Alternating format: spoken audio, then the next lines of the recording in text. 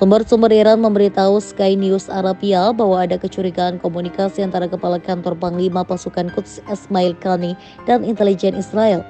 Pengungkapan ini telah memicu penyelidikan yang lebih mendalam di mana Qani dilaporkan menderita serangan jantung dan dilarikan ke rumah sakit. Sumber tersebut lebih lanjut mengungkapkan bahwa Qani sedang diselidiki atas potensi insiden peretasan yang menimbulkan kekhawatiran tentang keamanan komunikasi pasukan Quds.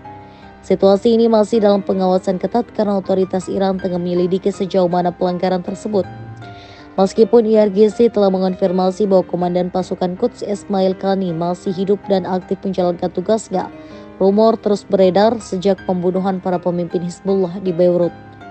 Tuduhan mengklaim bahwa Qani hadir pada pertemuan di mana Sekretaris Jenderal Hizbullah dan para pemimpin seniornya terbunuh September lalu. Para pejabat Iran telah menegaskan kembali bahwa Qani dalam keadaan sehat dan menolak memberikan rincian lebih lanjut.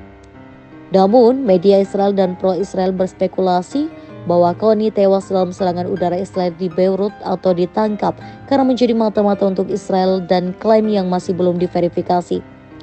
Ismail Qani diketahui adalah suksesor dari Qasem Soleimani.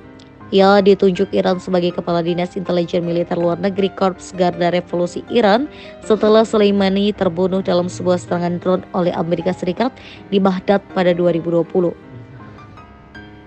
Bagian dari tugas Qani dalam jabatan itu adalah mengelola sekutu para militer Iran di seluruh Timur Tengah serta di wilayah lain di seluruh dunia.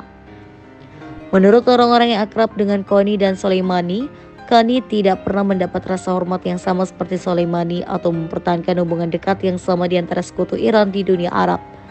Para analis militer dan politik Barat juga berkata demikian, sementara Soleimani memegang kendali pasukan Quds selama masa ketika proyeksi Iran atau termasuk Hizbullah Lebanon, Muslim Syiah, Irak, dan Houthi di Yaman.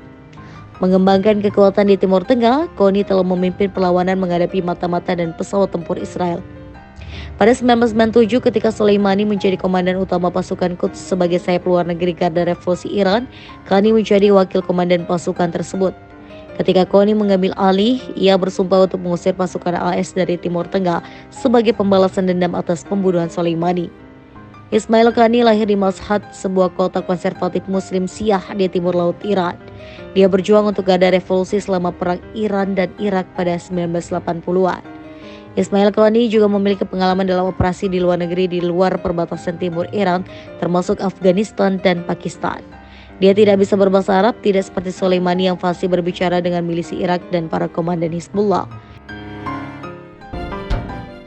Ismail Qani juga tidak terlalu banyak tampil di depan publik seperti Soleimani dan hanya sedikit informasi yang tersedia mengenai dirinya secara online.